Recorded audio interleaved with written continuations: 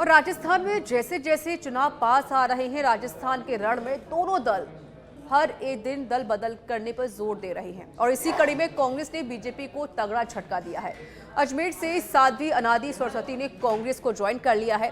CM Ashok Gehlot ने साध्वी को कांग्रेस की सदस्यता ग्रहण कराई। बता दें कि अजमेर उत्तर से बीजेपी से टिकट नहीं मिलने से वह नाराज चल रही थी और फिर उनको हाथ का सहारा ही मजबूत लगा। 25 नवंबर के चुनाव से पहले बीजेपी और कांग्रेस एक दूसरे को बड़े झटके देने में जुटे हैं। राजस्थान की लेडी योगी कही जाने वाली साध्वी अनादि सरस्वती ने गुरुवार को बीजेपी की सदस्यता से इस्तीफा दिया और कांग्रेस का दामन थाम लिया। पीसीसी वॉर रूम में सीएम अशोक गहलोत ने साध्वी अनादि सरस्वती को कांग्रेस की सदस्यता ग्रहण कराई। साध्वी अनादि सरस्वती जी मानती है कि देश में प्रेम, भाईचारा, श्रद्धा होना चाहिए। जैसे राहुल गांधी जी ने कहा था भारत जोड़ो यात्रा के अंदर है, वही थीम देश ही होगी तभी देश तरक्की करेगा। इनका मानना ही नहीं, हम सबका मानना है। घर में ही झगड़े होते हैं, वो घर कभी ऊपर नहीं उठता है। वही बात लागू होती है गांव के लिए भी। गांव में झगड़े होंगे, गांव पिछड़ जाएगा। वही बात लागू होती है प्रदेश के लिए, वही बात लागू होती है देश के लिए। हालात जो है उसके अंदर आपने तय किया है मैं कांग्रेस पार्टी ज्वाइन करूं। साध्वी अनादि सरस्वती जी जो पार्टी ज्वाइन कर रही है, इनका मैं स्वागत करता हूँ। आपको स्वागत। सरकार बदलती है तो जो नुकसान हुआ है पिछली बार वो सबके सामने है। चाहे रिफाइनरी की बात हो, चाहे वो मेट्रो की बात हो, चाहे अन्य स्कीम बंद कर दी गई, ये मैं समझता हूँ लोकतंत्र में उचित नहीं है। राजस्थान की लेडी योगी के नाम से जानी जाती है साध्वी अनादि सरस्वती। मूल रूप से राजस्थान के अजमेर की रहने वाली है। अनादि सरस्वती सीपी जोशी समेत कई दिग्गज नेताओं के संपर्क में रही है। साध्वी अनादि सरस्वती का हेमू कालाणी के परिवार से संबंध, शंकराचार्य के महानिर्वाण अखाड़े की पवित्र अनुसार ली दीक्षा, 2008 में गुरु रेवेंद्र स्वामी धर्म प्रेमानंद सरस्वती से ली दीक्षा। अनादि सरस्वती चित्ती संधान योग संस्था की है प्रमुख। धर्म प्रचारक के साथ है मोटिवेशनल स्पीकर।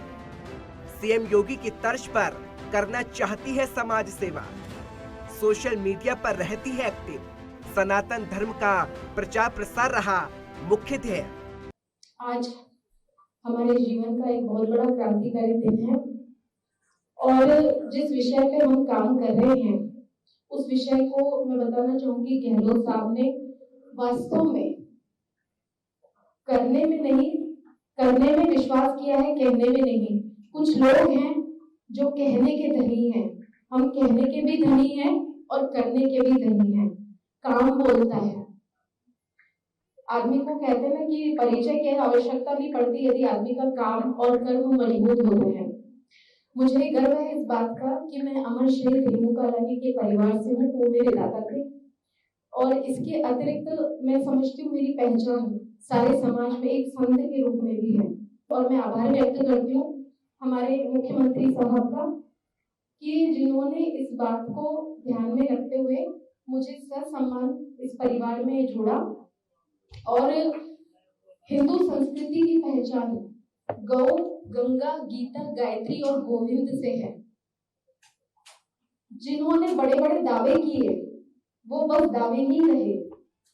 जमीनी स्तर पे यदि काम, जैसे गहलोत साहब ने बताया, 3000 करोड़ नंदीशालाएं, गौशालाएं, उनके विकास के लिए, उनकी सुरक्षा के लिए बीमा की योजना, इतना दिमाग कौन लगाता है?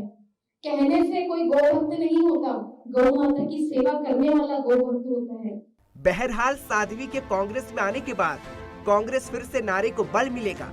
साथ ही मरुधरा का दिल कहे जाने वाले अजमेर से मिशन रिपीट सरकार बनाने में भी मदद मिल सकती है। तो वही कांग्रेस का जोरों का झटका बीजेपी को कितना भारी पड़ेगा, ये तो नतीजे ही तय करेंगे। या फिर बड़ा बदलाव, या बदलेगा राजस्थान का रिवाज। ब्यूरो रिपोर्ट, सच बेधड़क।